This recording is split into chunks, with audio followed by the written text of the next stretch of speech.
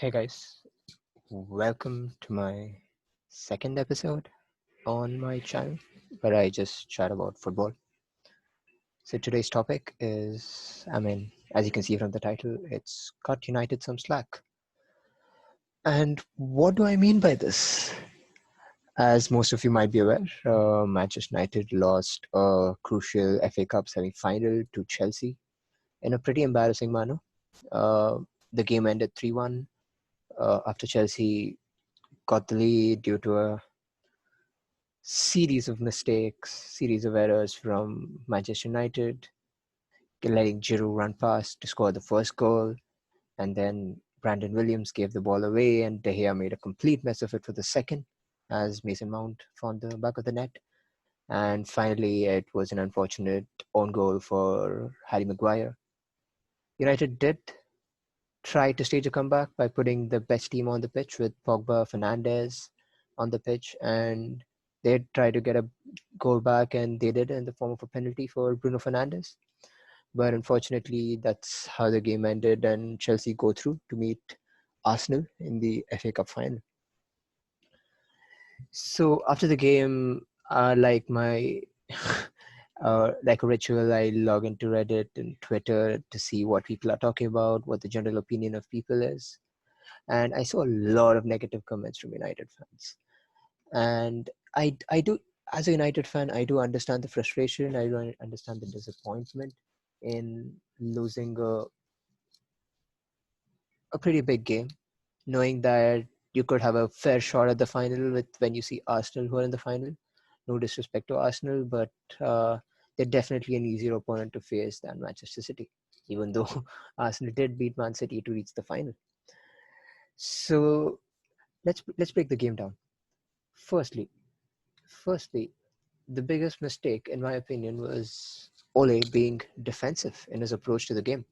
I mean, I do understand that he had to rotate his team for the game and he had to give some key players rest.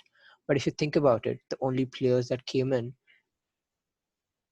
were McTominay and Fred in midfield, Eric Bailly as another centre back, and Daniel James up front. And these are players who haven't played in a while. If you've This was a big criticism of Ole, that he wasn't rotating his squad over the last 2-3 weeks since lockdown, and everyone's general opinion was like, okay, if a team's working, just keep it.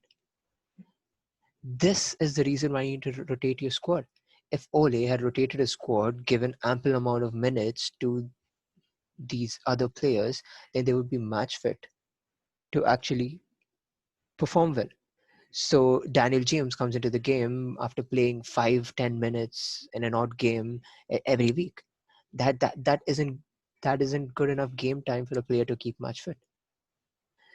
And it was a very defensive approach, lining up in a 3-4-3 or a 5-3-2, however you see it, with Bruno Fernandes playing in an advanced midfield position behind a split strike force of Rashford and Daniel James. And from the get go, the Chelsea fullbacks pinned the United fullbacks. You could see Marcus Alonso playing as a left winger, which forced Aaron Wan-Bissaka to play very deep. And on the other hand, you had Reece James bombing forward, which forced Brandon Williams to play deep. So when United got the ball, Chelsea pressed in a very, very organized and effective way.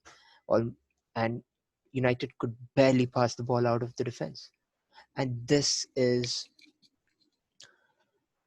where United struggled, and Chelsea did dominate the game. And as I mentioned before, a series of unfortunate errors, and Viola, Chelsea are 3-0 up. So first, let me come to the first talking point of today's video, and that's David De Gea. I mean, I have I have no idea what to say here, because David De Gea has been one of our best players over the last decade since he joined Manchester United. Yes, he did have a rough couple of years, but after that, he's one of our best players.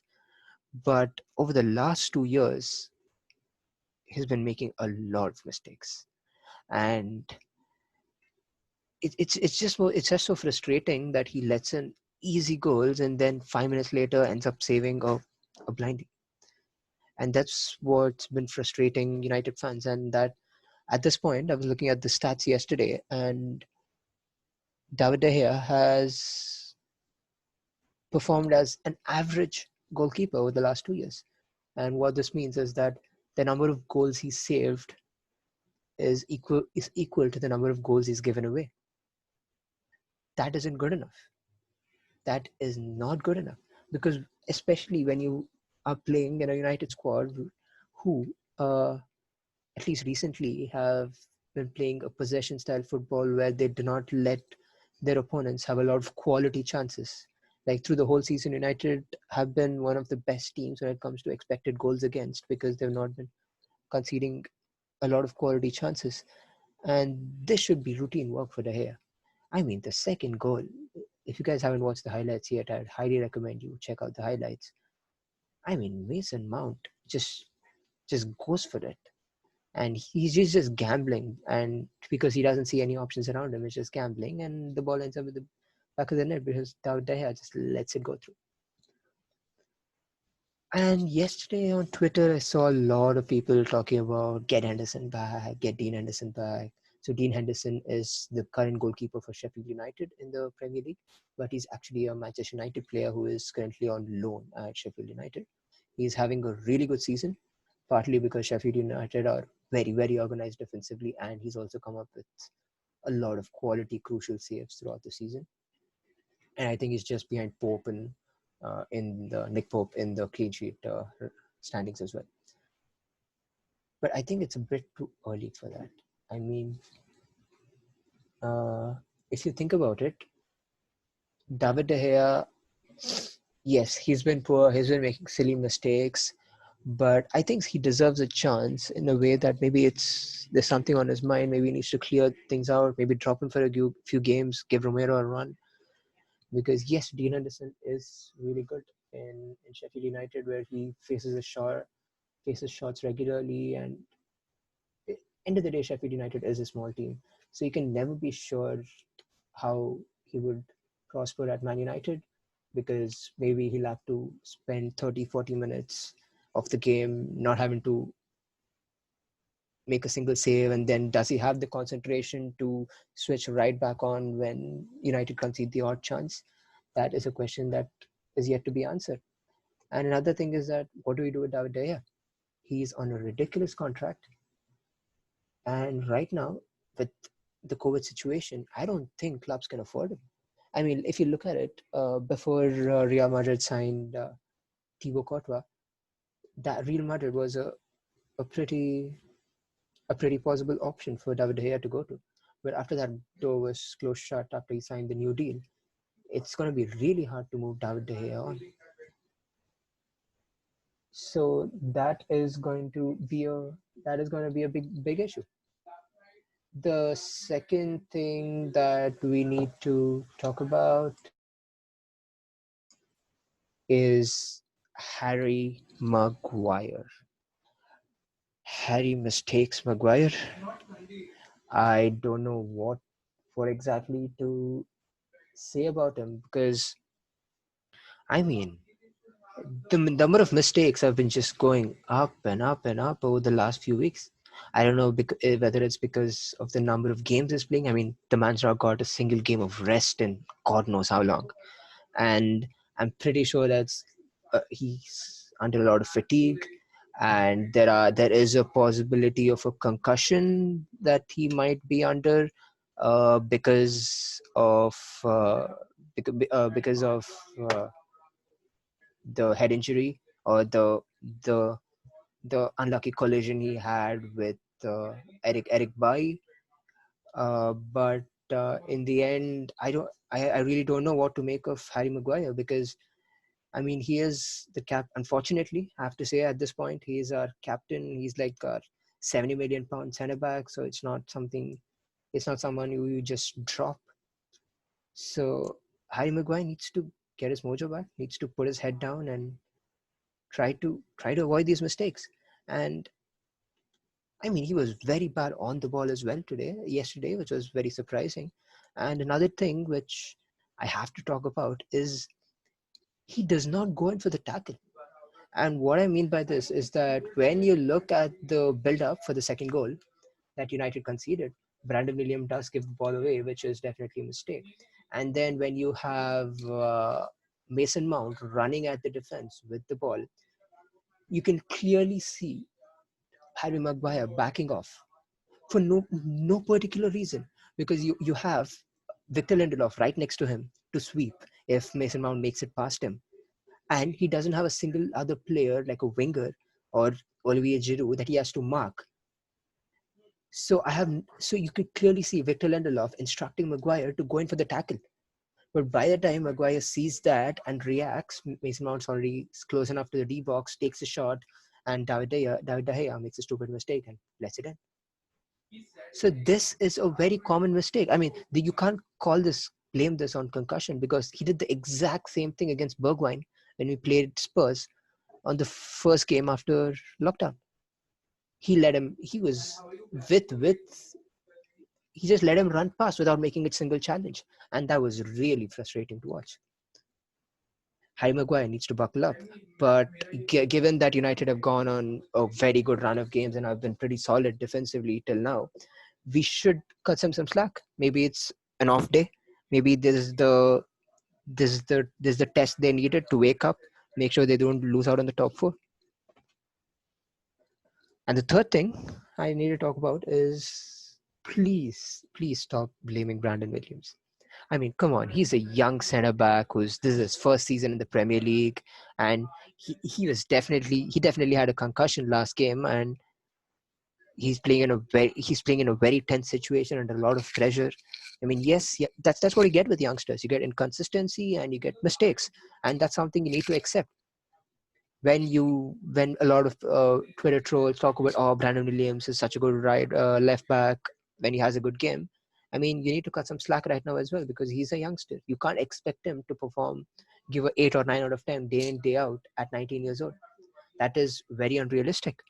So please back off on Brandon Williams. I mean, he's a very talented kid. He clearly has the United mentality. He has that fight about him, and I see him being an integral part of our squad for the years to come. And I hope he fulfills his potential. And finally, this might upset a few people or might be a bit controversial, but I don't think Aaron Wan-Bissaka is good enough. And what I mean by this is that the first half of the season. Okay, let's first look at the first half of the season. First half of the season, United played pretty bad. We used to concede a lot of chances. We used to concede a lot of possession, and Aaron Wan-Bissaka had to be active or switched on defensively most of the time. And yes, he played brilliantly, made tackles, made interceptions, and the only thing he had to do is pass the ball into midfield, either to Fred or McTominay or Matic, or even to Lindelof, who's then recirculated the ball, played long balls, played those through balls to start the counter attack. He never had any attacking duties. He did have to come forward when United had possession, but our attack was never built on our fullbacks. Was never built on Aaron and Bissaka. Now, what's happening is that United are having a lot of possession, at least since the lockdown, and what happens now is your fullbacks come into play. You need to make runs past your right winger to make sure that the right winger gets more space. You need to keep your width on the right flank so that you're a spare man.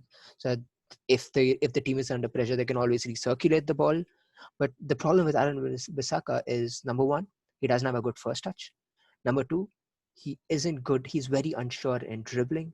Number three, he does not cope well under pressure when it comes to attacking. As in, when he has a player or two pressing him, he doesn't know what to do. He just turns back, tries to flick it, tries to just play long balls down the line, which isn't good enough. And this is something a lot of teams have been taking note of recently.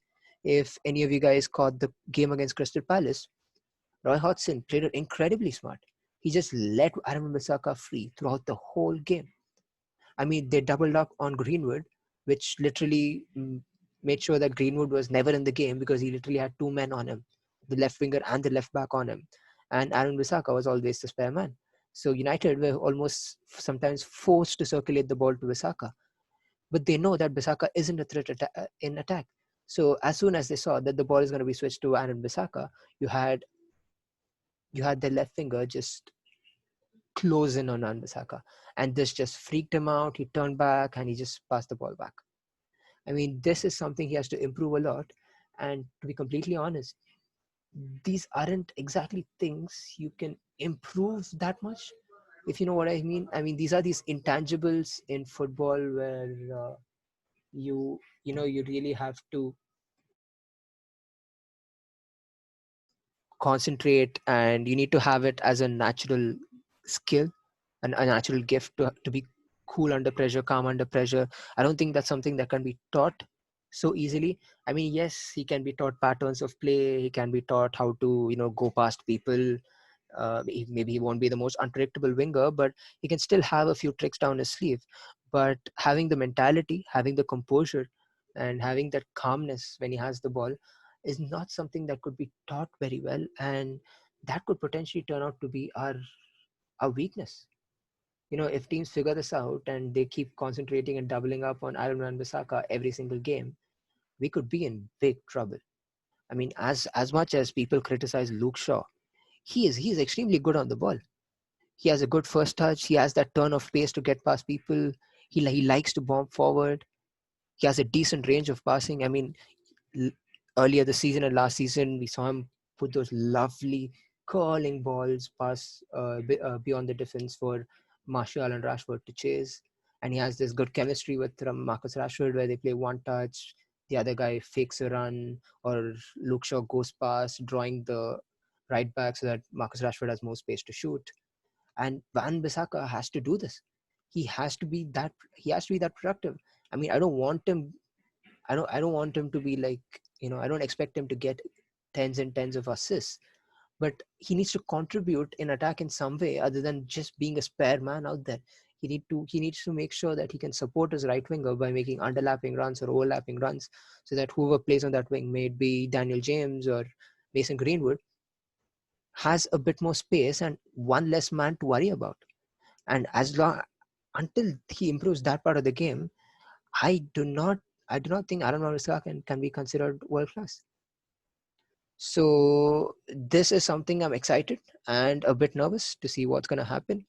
I honestly think that he has the potential to improve because he was a former winger himself who then was converted to a right back. So maybe he still has some instincts, or he's playing in a very reserved manner. And because he's played as Crystal Palace, who were very defensive, and United for the first half of the season, who were very defensive, maybe he needs a bit more time. But he needs to figure something out, and I hope the United coaching staff is working on it to make sure that he improves his attacking side. So to summarize whatever I've talked about for the last however long minutes, just yes, it is frustrating. It is really frustrating, and we are seeing a clear pattern of mistakes appearing, which is not a good sign, because if it was just a one-off mistake or a last lapse of concentration, then we couldn't have complained. We could have just said, okay, let's just concentrate and we'll be back for the next game. But this is a seriously alarming concern that we are seeing a clear pattern in mistakes and a clear pattern in why we are struggling.